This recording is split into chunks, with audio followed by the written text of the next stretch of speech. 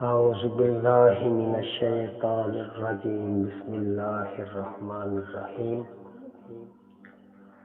عبد المطلب کو یہ حکم اس وقت دیا گیا جب وہ اپنی منت بھول چکے تھے۔ پہلے خواب میں ان سے کہا گیا کہ منت پوری کرو۔ انہوں نے ایک مینڈا ذبح کر کے غریبوں کو کھلا دیا۔ پھر خواب آیا اس سے بڑی پیش کرو۔ اس مرتبہ انہوں نے ایک بیل ذبح کر دیا۔ خواب میں پھر یہی کہا گیا کہ اس سے بھی بڑی پیش کرو۔ انہوں نے اونٹ ذبح کر کے ذبح کیا۔ پھر خواب آیا اس سے بھی بڑی چیز پیش کرو۔ انہوں نے پوچھا اس سے بھی بڑی چیز کیا ہے؟ تب کہا گیا کہ اپنے بیٹوں میں سے کسی کو زند کرو جیسا کہ تم نے منت مانی تھی۔ اب انہیں اپنی منت یاد آئی اور اپنے بیٹوں کو جمع کیا، ان سے منت کا ذکر کیا، پھر سب کے سارے جھک گئے۔ کون خود کو ذبح کرواتا؟ آخر عبداللہ بولے ابا جان آپ مجھے ذبح کرے۔ یہ سب سے چھوٹے تھے اور سب سے خوبصورت تھے۔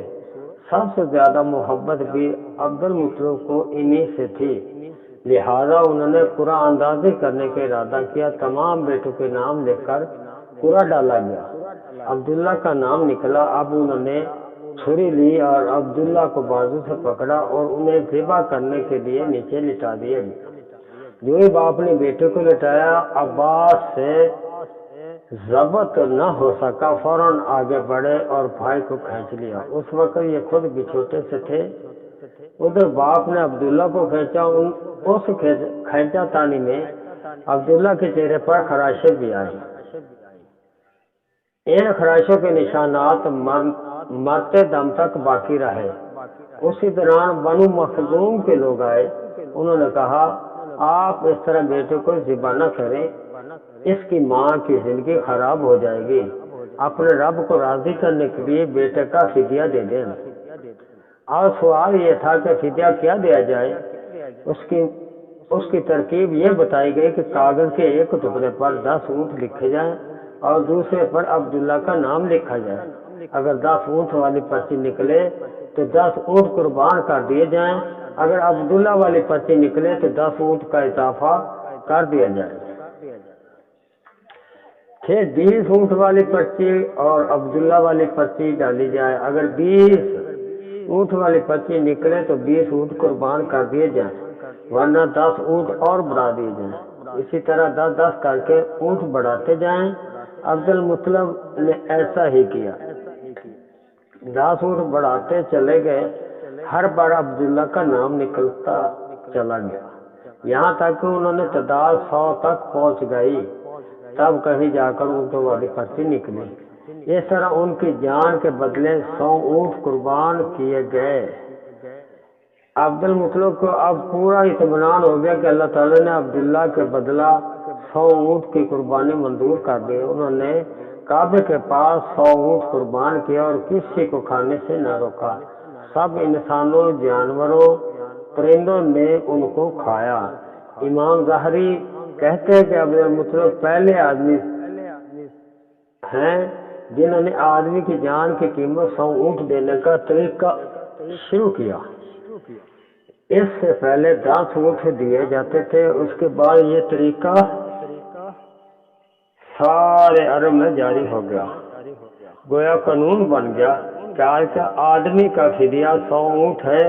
نبی کریم صلی اللہ علیہ وسلم جب یہ ذکر آیا تو آپ نے اس فدیہ کی تصدیق فرمائی، یعنی فرمایا کہ یہ درست ہے، اور اسی بنیاد پر نبی کریم صلی اللہ علیہ وسلم فرماتے ہیں کہ میں وہ دیجیو یعنی حضرت اسماعیل علیہ السلام اور حضرت عبداللہ کی اولاد ہوں۔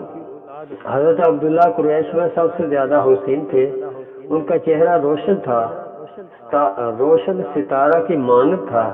قریش کی بہت سی لڑکیاں ان سے شادی کرنا چاہتی تھی، مگر حضرت عبداللہ کی حضرت آمنہ سے شادی ہو۔ حضرت آمنہ واہب بن عبد المناف بن زہرہ کی بیٹی تھی۔ شادی کے وقت حضور شادی کے وقت حضرت عبداللہ کی عمر 18 سال تھی. یہ شادی کے لیے اپنے والد کے ساتھ جا رہے تھے کہ راستہ میں ایک عورت کعبہ کے پاس بیٹھی نظر آئی. یہ عورت ورقہ بن نوافل کی بہن تھی. ورقہ بن نوافل قریش کے ایک بڑے عالم تھے. ورقہ بن نوافل سے ان کی بہن نے سن رکھا تھا کہ وقت کے آخری نبی کا ظہور ہونے والا ہے، اور ان کی نشانیوں میں سے ایک نشانی یہ ہوگی کہ ان کے والد کے چہرے میں نبوت کا نور چمکتا ہوگا. جو ہی اس نے عبداللہ کو دیکھا تو فوراً اس کے ذہن میں یہ بات آئی کہ اس نے سوچا کہ ہو نہ ہو یہ وہ شخص ہے جو پیدا ہونے والے نبی کے باپ ہوں گے. چنانچہ اس نے کہا اگر تم مجھ سے شادی کر لو تو میں بدلہ میں تمہیں اتنا ہی اونٹ دوں گی جتنے تمہاری جان کے بدلے میں ذبح کیے گئے ہیں. اس پر انہوں نے جواب دیا میں اپنے باپ کے ساتھ ہوں اور ان کی مرضی کے خلاف کچھ نہیں کر سکتا، نہ ان سے الگ ہو سکتا ہوں. میرے والد باعزت آدمی ہیں اور اپنی قوم کے سردار ہیں. بہرحال اب تک شادی حضرت آمنہ سے ہوگی. آپ قریش کی عورتوں میں نسب اور مقام کے اعتبار سے افضل تھی. حضرت آمنہ حضرت عبداللہ کے گھر آ گئی. آپ فرماتے ہیں کہ جب میں باپ بننے والی ہوئی تو میرے پاس ایک شخص آیا، یعنی ایک فرشتہ انسانی شکل میں آیا. اس وقت میں جاگنے اور سونے کی درمیانی حالت میں تھی. عام طور پر اس حالت کو غنودگی کہا جاتا ہے. اس نے مجھ سے کہا تمہیں معلوم ہے کہ تم اس امت کی سردار اور نبی کی ماں بننے والی ہو. اس کے بعد وہ پھر اس وقت آیا جب نبی کریم صلی اللہ علیہ وسلم پیدا ہونے والے تھے.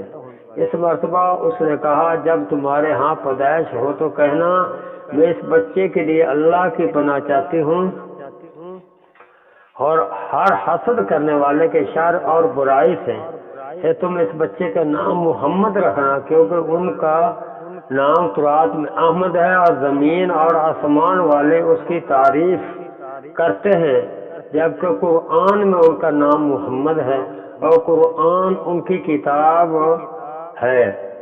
ایک روایت کے مطابق فرشتے نے اسے یہ کہا تم وقت کے سردار کی ماں بننے والی ہو. اس بچے کی نشانی یہ ہوگی کہ اس کے ساتھ ایک نور ظاہر ہوگا جس سے ملک شام اور بصرہ کے محلات بھر جائیں گے. جب وہ بچہ پیدا ہو جائے گا تو اس کا نام محمد رکھنا، کیونکہ تورات میں ان کا نام احمد ہے اور آسمان اور زمین والے ان کی تعریف کرتے ہیں، اور انجیل میں ان کا نام احمد ہے، آسمان اور زمین والے ان کی تعریف کرتے ہیں، قرآن میں ان کا نام محمد ہے. حضرت عبداللہ کے چہرے میں جو نور چمکتا تھا شادی کے بعد وہ حضرت آمنہ کے چہرے میں آ گیا تھا.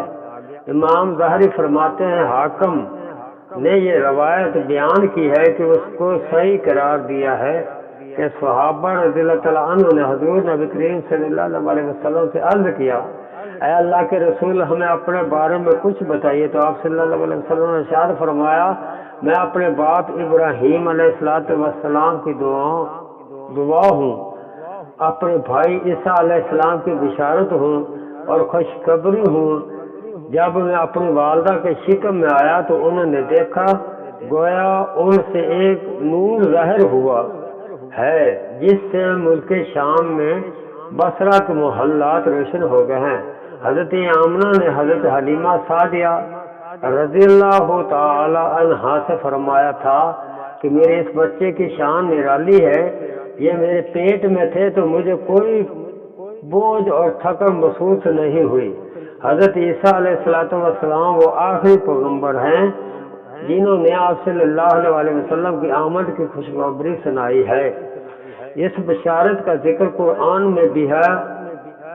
سورہ صف میں اللہ تعالیٰ فرماتے ہیں اور اسی طرح وہ وقت بھی قابل ذکر ہے کہ جب عیسیٰ ابن مریم علیہ السلام نے فرمایا کہ اے بنی اسرائیل میں تمہارے پاس اللہ کا بھیجا ہوا آیا ہوں، مجھ سے پہلے جو تورات آ چکی ہے میں اس کی تصدیق کرنے والا ہوں، اور میرے بعد جو ایک رسول آنے والے ہیں ان کا نام مبارک احمد ہوگا، اور میں ان کی بشارت دینے والا ہوں۔ اب چونکہ حضرت عیسیٰ علیہ السلام یہ بشارت سنا چکے تھے، اس لیے ہر دور کے لوگ آپ صلی اللہ علیہ وسلم کا آمد کا بے چینی سے انتظار کر رہے تھے۔ ادھر آپ کی پیدائش سے پہلے ہی حضرت عبداللہ انتقال کر گئے۔ سابقہ کتب میں آپ کی نبوت کی ایک علامت یہ بھی بتائی گئی کہ آپ کے والد کا انتقال آپ کی ولادت سے پہلے ہو جائے گا۔ حضرت عبداللہ ایک تجارتی قافلے کے ساتھ تجارت کے لیے گئے تھے، اس دوران بیمار ہو گئے اور کمزور ہو کر واپس لوٹے۔ قافلہ مدینہ منورہ سے گزرا تو حضرت عبداللہ اپنی ننیال یعنی بنو نجار کے ہاں ٹھہرے۔ آپ بنو نجار کے ہاں ٹھہرے اور ان کی والدہ بنو نجار سے تھی۔ ایک ماہ تک بیمار رہے اور انتقال کر گئے، انہیں یہی دفن کر دیا گیا۔ تجارتی قافلہ جب حضرت عبداللہ کے بغیر مکہ مکرمہ پہنچا تو عبد المطلب کو پتہ چلا کہ ان کے بیٹے حضرت عبداللہ بیمار ہو گئے ہیں اور مدینہ منورہ میں اپنی ننیال میں ہیں، تو انہوں نے لانے کے لیے عبد المطلب نے اپنے بیٹے زبیر کو بھیجا۔ جب یہ وہاں پہنچے تو عبداللہ کا انتقال ہو چکا تھا۔ مطلب یہ کہ آپ صلی اللہ علیہ وسلم اس دنیا میں اپنے والد کی وفات کے چند ماہ بعد تشریف لائے۔